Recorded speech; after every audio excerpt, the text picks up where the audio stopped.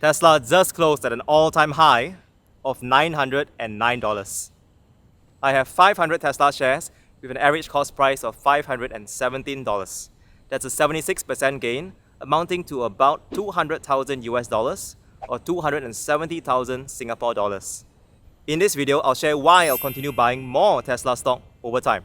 We'll talk about my investment history, why I'm not diversifying further, Tesla fundamentals, and at what point I'll stop buying Tesla stock. Welcome back to Investing with Daren. Click the subscribe button to stay updated to more videos like this. I'm a relatively new investor and I only started buying Tesla stock back in August 2020, slightly more than a year ago. I didn't have any Tesla stock during the sharp rise in the first half of 2020. Here you'll see a table of all my individual Tesla stock purchases, starting with my first purchase back in August 2020, right before the stock split, accumulating to my most recent purchase of 65 Tesla shares in September 2021 for $753. My highest purchase price so far was 30 shares in January 2021 for $855. All of these totals up to 500 Tesla stock that I invested $258,000 in with an average cost price of $517. Looking at closing prices this week, 500 Tesla shares are worth about $455,000, making it roughly a $200,000 gain. There were many people who invested in Tesla before me. I believe Chicken Genius and Solving the Money Problem have at least 6,000 Tesla shares. That's worth about $5.5 million today. And Dave Lee likely has more. And many of them are still dollar cost averaging and buying even more Tesla shares right now. I published a poll on this channel asking you how many Tesla shares you have. And here are the results. There are a number of Tesla millionaires watching this channel. Congratulations to all of you. Now let's talk about why I'm not selling or diversifying further. We often hear that once we make gains, we should take profits by selling, if not the full amount, at least a partial amount. I find this useful only when the fundamentals of the company that we invest in has changed for the worse, or if there are now better alternatives to invest in.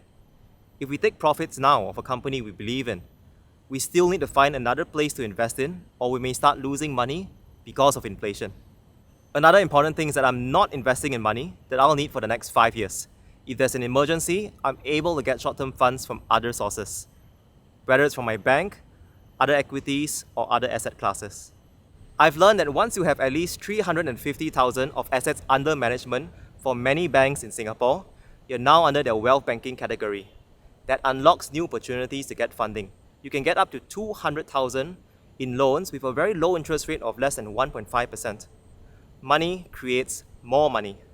It is getting that first 350,000 that is really hard. How about diversification? Today, Tesla represents 82% of my publicly held equity. I have another 12% on Apple, which I consider almost like a bond. It is a fundamentally strong company with a solid ecosystem. Tesla is one of the world's most covered companies with a spectrum of perspectives ranging from Tesla bulls to Tesla bears and everything else in between. You can find many YouTube channels, podcasts, and blogs covering every single detail from finance, manufacturing, competition, the driving experience, technology. Tesla CEO Elon Musk is one of the most followed persons on Twitter with more than 61 million followers, and he regularly shares updates on Tesla directly with us. If data allows us to make better decisions, then no company comes close to the conviction I have for Tesla. We've personally visited their stores and factory, spoke with Tesla employees, spoke with drivers, met Tesla's CEO in Berlin, and managed to ride ourselves in many Tesla models. We personally rode on the Model S, the Model 3, the Model X, and the Model Y. The only one that we haven't rode yet is the Roadster, hoping for the opportunity one day. This YouTube channel is also a good forcing mechanism for me to do more active research on Tesla by speaking with the Tesla community. Let's talk about Tesla's fundamentals next, focusing on demand, gross margins, and scalability. Starting with demand, many Tesla models are fully sold out for 2021 across markets worldwide like Germany, Hong Kong, and the US. In Singapore, the Model 3 Standard Range Plus has a 4 to 12-week delivery time. In the US, the most affordable Model Y and Model 3 configurations have a waiting time of May to June 2022 respectively. That's a waiting time of up to 8 months long. Tesla has one of the highest brand satisfaction and loyalty scores in the industry. their sales will continue to grow as EV adoption accelerates. EV adoption worldwide is only roughly about 3%, and we see it growing to up to 70% by 2030. That's more than a 20 times headroom for growth. To see what the future could look like, let's take Norway as an example. Norway has the world's highest EV penetration. In September 2021, 90% of all car sales were plug-in vehicles. There are 2.8 million cars registered in Norway, and 60,000 of them are Tesla. That's 2% of all vehicles. And that's before volume production of the Tesla Model Y, which will only begin once Gigafactory Berlin ramps up production. So this is a conservative figure. Taking Norway's 2% as a guide to potential global demand, multiplying that by the 2 billion cars on the road today, that is minimum demand of 40 million Teslas. Tesla's annual production run rate will be closer to 2 million by the end of 2022, which means that they have years of headroom for growth. This also hasn't factored in the launch of the Cybertruck coming next year, the new $25,000 compact sedan from China, and more models down the road. In addition, this is only demand in Tesla's automotive business. The energy business for Tesla is set to grow even faster. Next, let's talk about gross margin. The average gross margin for the automotive industry is 17%.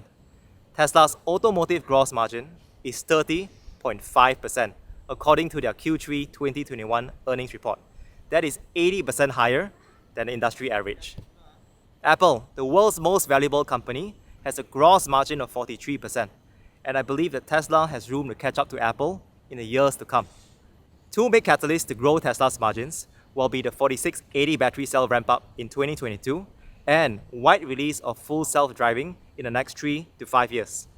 Elon believes that FSD wide release will see one of the biggest asset value increases in history.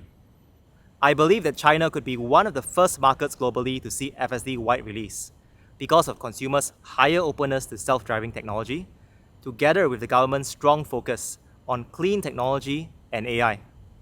Now let's talk about scalability. The chip shortage has showed us that Tesla is able to adapt more quickly than most automakers and will likely continue to scale more quickly in the years to come.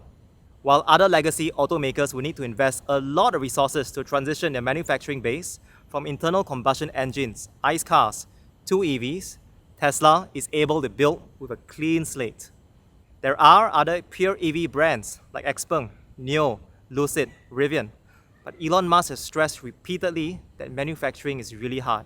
It is easy to build a prototype, it is much harder to scale production. Each one of Tesla's gigafactories iterate and improve on each other, and Tesla is going to have a lot of practice improving the manufacturing as they build up to 8 gigafactories in the next 8 years in order to achieve a production run rate of 20 million vehicles per year in 2030. This helps them achieve a 1% annual replacement rate of the world's 2 billion cars. Tesla's share price could reach 5 to 8K in the next 10 years. It may seem high to some of you, but if you told someone 10 years ago that Apple would be worth $2 trillion, very few people would believe you. The human brain isn't wired for exponential growth. And here's a table showing how some companies have performed since the IPO. If Tesla performs as well as Netflix, that's headroom for 3 times growth, or a share price of almost $3,000. If Tesla matches Apple's growth, that's 7 times growth from current prices, which would be around 6.3K. Amazon, Walmart, and Microsoft have done even better. I'll continue dollar cost averaging to buy Tesla stock until its price reaches $2,000 or Starlink IPOs, whichever comes first. What about you? Will you continue buying more Tesla stock? Let me know down in the comments. Thank you for watching today's episode. If you found this video useful, please click the like button. Hit subscribe to stay updated to more videos like this. Take care, and I'll see you in the next video.